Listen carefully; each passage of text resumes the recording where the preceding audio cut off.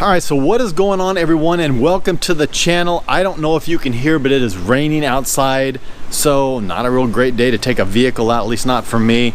I can honestly hear the rain a little bit better now that my wife's shoe shop is right over here. You can really hear the rain coming down on top of it.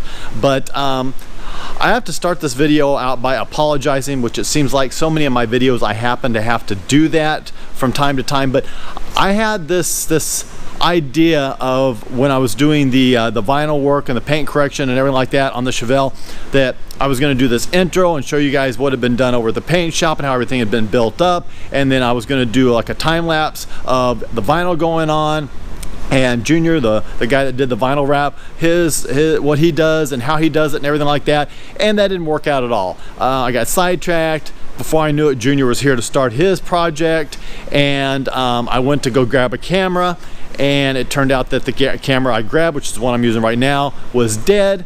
I couldn't find my other camera, and the third camera that I had already had stuff on it, and the battery was low on it, so everything got all screwed up.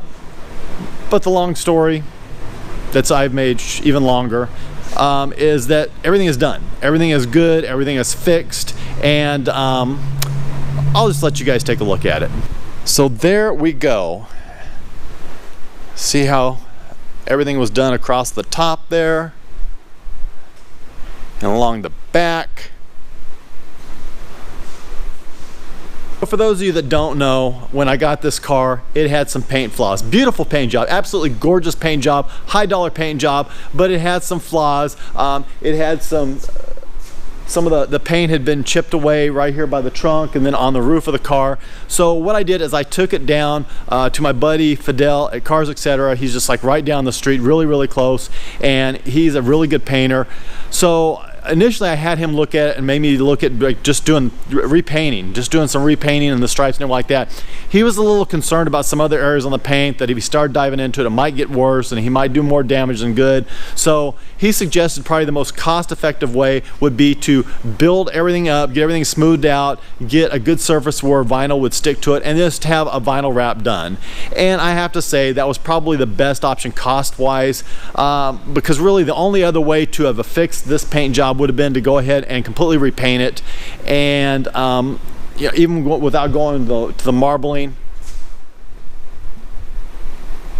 You guys can see that. You can see the marbling and the paint job. I mean, really high-end paint job. I wouldn't have done the marbling again, but even just to paint it back that same color and kind of go back with the same stripes and everything like that, the way it was before, would have been probably around $15,000.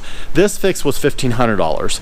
So yeah, you know, maybe if I keep the car long-term, if it becomes a long-term car for me, I might consider repainting it, or just maybe doing the top. I kind of had an idea maybe doing the top in like a nice gloss black or what have you. But for right now, this seemed like the best option.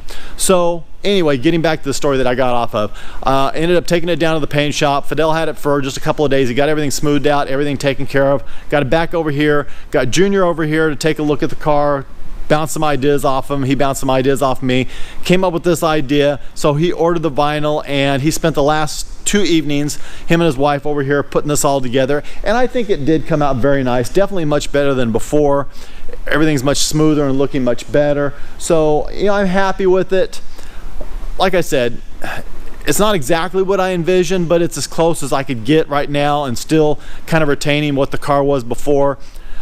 Maybe down the road I will look into like, I mean, I could repaint the entire car, but I hate to do that. But I think that I could probably like kind of paint over the top. So I'm thinking like maybe I could kind of go over this, kind of follow this line, then follow the line down here. Is a line that you might not be able to see on camera, and all the way over the top and go black, and then kind of right here, this line along here, and go like a nice gloss black all the way down to the corner down here and all the way around, and then maybe do like a couple of stripes up the center or something like that, similar to the way it was before. But that would be relatively expensive. I don't know how much. I'd have to talk to Fidel about it. So that might be something to consider doing down the road. But right now, like I said, I think it looks good. I think it's going to look really good once it's all detailed and done and get it out in the sunlight.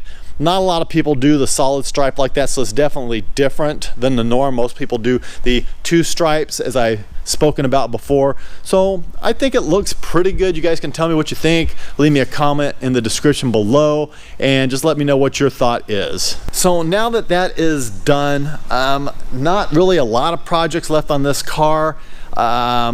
Everything seems to be working okay, with the exception of one thing that I'm still having a problem with.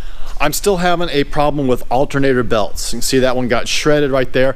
And the sad thing is that I wasn't even getting on it. I was taking the car down to the paint shop. I could hear that the belt was squealing. Figured, okay, it probably needs to be tightened up a little bit, but I didn't step into the car at all. Just eased it down there and got it there, and they said that they looked underneath it and saw the belt hanging there. So shredded another alternator belt.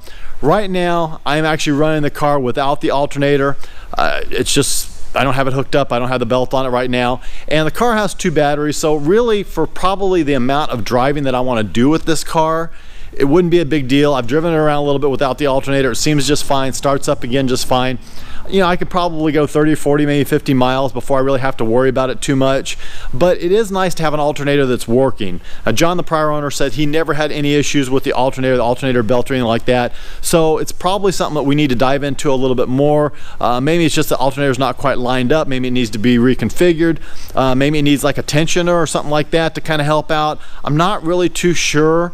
But I have to say right now, not having the belt on the alternator, it is kind of nice just to be able to drive the car and not have to worry about throwing the belt or it squealing or anything like that. Now, another thing that I have realized with this car, and I know it's going to come as a great shock to everyone out there, it certainly was a shock to me, but this car does not get great fuel mileage.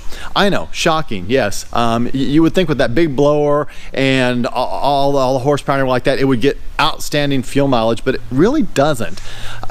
Just kind of doing rough figures, because I'm certainly not figuring out the mileage, and certainly I don't buy vehicles for mileage or whatever, so I haven't figured out the mileage, but just kind of rough estimates as to the number of miles that have been put on this car since I have owned it, and the amount of fuel that I went through. I think it's getting maybe just a little over a mile a gallon, maybe a mile and a half a gallon roughly.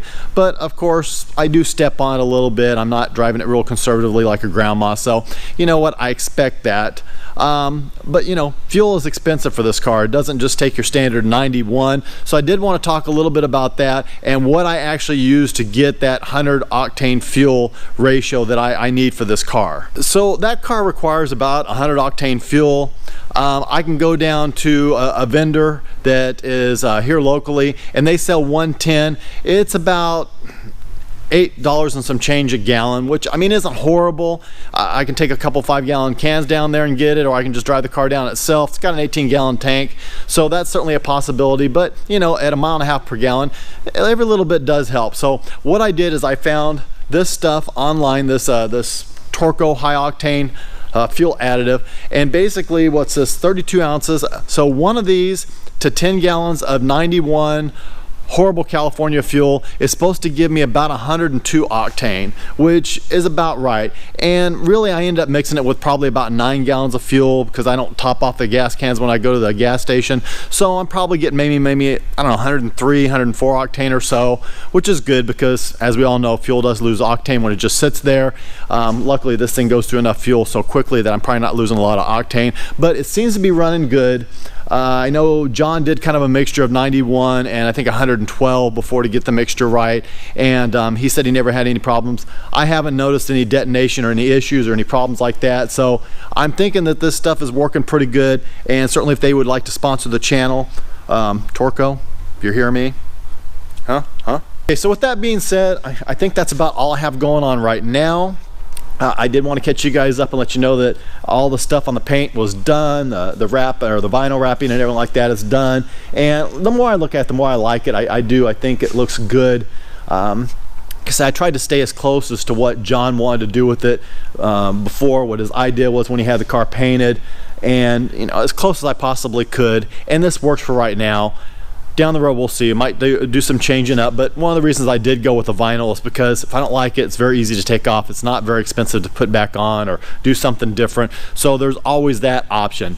The next thing that's going to happen with this car is I'm going to have Jesus come out, do a full detail. I think he's going to do a ceramic coating on it, And we're going to do a video on that and talk about that. And I'm just going to have him detail his car top to bottom, head to toe, back to front, everything. I just want to get it as beautiful as possible and ready for the car show season. I'd like to take it to a few car events that are here locally and show it off a little bit, so that would be kind of cool. And you know, I have some other ideas that I would like to do to it, but they're kind of like farther down the list. Other things are taking precedent over that, and there's really nothing I need to do to the car. Everything seems to be working good, knock on wood, and all light signals, gauges, everything like that seem to be working okay, and it seems to be running good. We've got vacuum leaks kind of taken care of, so yeah, probably better just to leave it alone, not mess with it, and probably work on some other projects and things like that. I remember telling you guys before in the last couple of videos, I'm trying to get rid of the Jag. I've got it up for sale or for trade. Looking at a couple of trades right now, so I will keep you posted on that. There's some definitely good possibilities on that, so I will keep you posted on that. There might be another trade happening. I've been talking to a guy about another vehicle in here that I'm not going to say right now, but I'll just give you guys some suspense on that. So there could be as many as 2, maybe 3 new vehicles coming into the shop at some point in time in the not too distant future. Or there could not be. I don't know. We'll just have to wait and see. So anyway, I'm going to end the video at this point. Don't forget to like, share, and subscribe. As always, the Instagram, P.O. Box, and Venmo will be in the description below. God bless. Take care. Have an absolutely amazing day.